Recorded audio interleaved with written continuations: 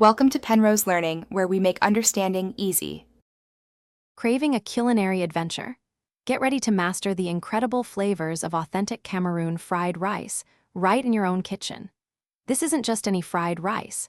It's a delicious journey into West African cuisine, bursting with rich spices and vibrant colors. It's a fantastic one-pot meal that truly satisfies, perfect for weeknights or special gatherings. We'll show you how to create this amazing dish, bringing a taste of Cameroon to your table with ease. Before we light the stove, let's gather our stars. You'll need 4 cups of parboiled rice, already cooked and cooled, which prevents stickiness. Then, finely chop 1 large onion, 2 cloves of garlic, 1 red bell pepper, and 2 carrots. Precision here adds visual appeal. Don't forget your protein.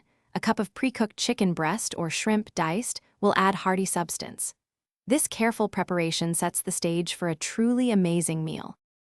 Now, let the magic begin.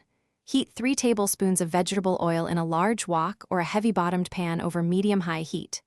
First, add your chopped onions, garlic, and bell peppers, sautéing them for about 3 minutes until they become tender and wonderfully aromatic.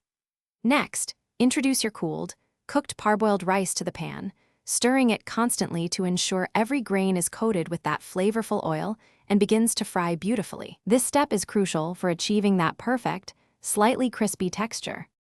With your rice lightly frying, it's time to build those layers of incredible flavor.